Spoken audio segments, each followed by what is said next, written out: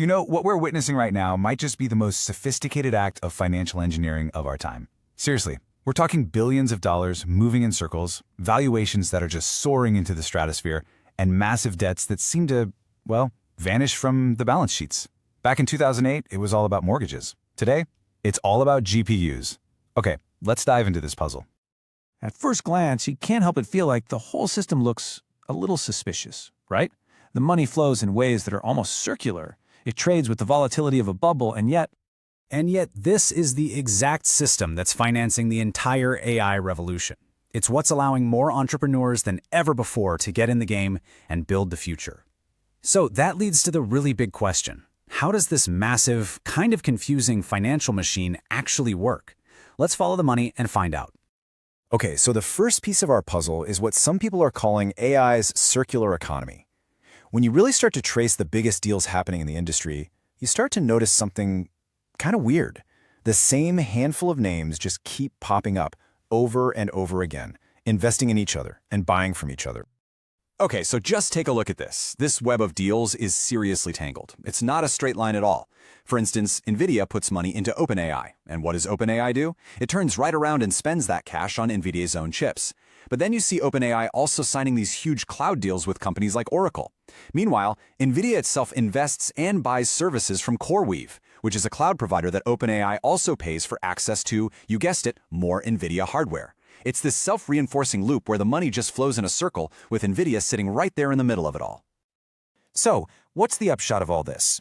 Well, on paper, every single company involved gets to report this incredible explosive growth. But when you zoom out, it starts to look less like new money is pouring into the system and more like the same cash is just being passed between the same few players.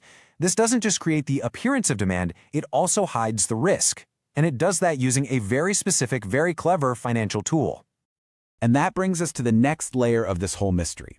How in the world can a company, especially a startup, take on billions of dollars in hardware costs without all that debt showing up on their books? Well, the answer lies in a pretty clever piece of financial engineering. It's called a special purpose vehicle, or an SPV. The easiest way to think of it is as a separate little shell company. It's created for one specific job: to hold assets and, more importantly, to hold all the debt that comes with those assets. It basically builds a wall around that financial risk, keeping it separate from the main parent company. And believe me, in the AI world, they are being used a ton. So just how much are we talking about here? Right now, the estimate is that there's about $24 billion in debt just circulating in the AI infrastructure market alone. That's a staggering number. But where is it all? But here's the really wild part. Look where that debt actually is. Nearly half of it, 49%, isn't on the main company balance sheets where you'd expect to see it. Nope, it's sitting on the books of these SPVs, which makes the parent companies look far healthier and a whole lot less risky than they actually are. All right, let's make this real. Let's take a look at the playbook for Elon Musk's xAI. Instead of trying to raise $20 billion directly, xAI just creates an SPV. That SPV is the one that goes out and raises the money, including $12.5 billion in debt. Then, the SPV uses all that cash to buy a mountain of Nvidia GPUs. Now here's the crucial part. xAI doesn't actually own the chips. The SPV does. xAI simply signs a lease to rent the GPUs from its very own shell company. And this is the magic trick right here. On xAI's official financial statements, all that shows up is a simple, manageable rental expense.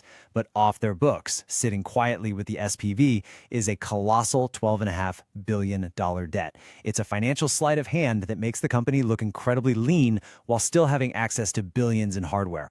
But of course, there's always a catch. This whole structure is built on the value of that hardware. And we're already seeing GPU rental rates absolutely plummet in some markets. So if the AI company goes under, the investors in the SPV aren't left with a thriving business. They're stuck holding a giant pile of rapidly depreciating GPUs. The risk didn't just vanish into thin air. Nope, it's just been handed off to someone else. Now, if you thought that was complex, just wait. There's another loop running at the same time, and this one is all about geopolitics. Turns out, where these companies are located matters more than you could possibly imagine, all thanks to a system that, kinda by accident, creates these massive loopholes. So the US government has set up this three-tiered system for AI chip exports. You've got Tier 1 countries like the EU and Japan. They get unlimited access. Then there's Tier 2 countries like the UAE and India. They have some limits. And finally, you have Tier 3 countries like China and Russia, which are severely restricted and can only buy downgraded chips. And this setup, right here, is the key to unlocking this whole global game. To really get how this works, think about this simple analogy. Imagine the US government bans Ferrari from selling its fastest cars to China, but puts zero restrictions on Europe.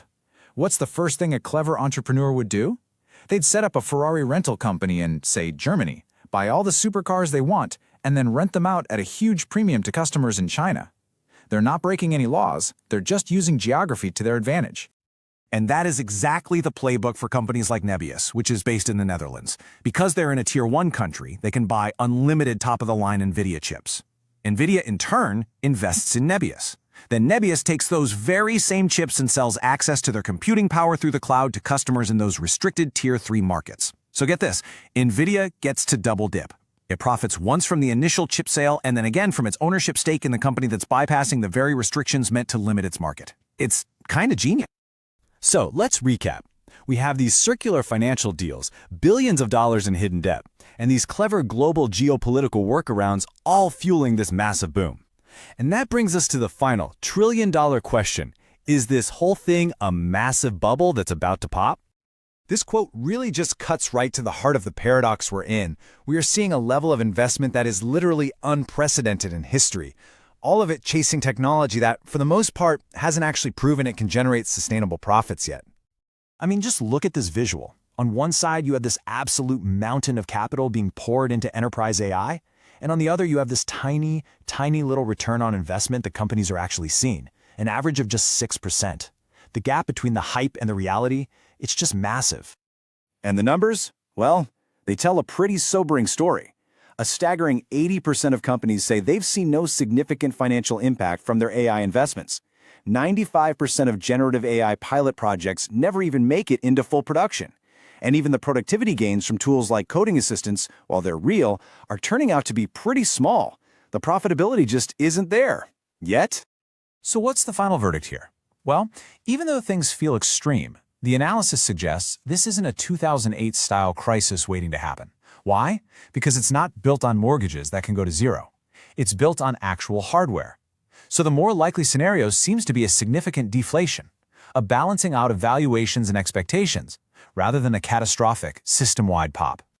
And that leaves us with this fascinating, almost paradoxical conclusion. If this whole system is really designed to deflate slowly instead of pop violently, it might mean we're in this unique, temporary window of opportunity, a period where massive amounts of capital and computing power are super easy to get, but it's all happening before the market fully corrects back to reality. Which raises the question, does this bizarre financially engineered bubble, for all its strangeness, actually create the best time in history to build the next great technology company? It's a trillion-dollar puzzle with no easy answer.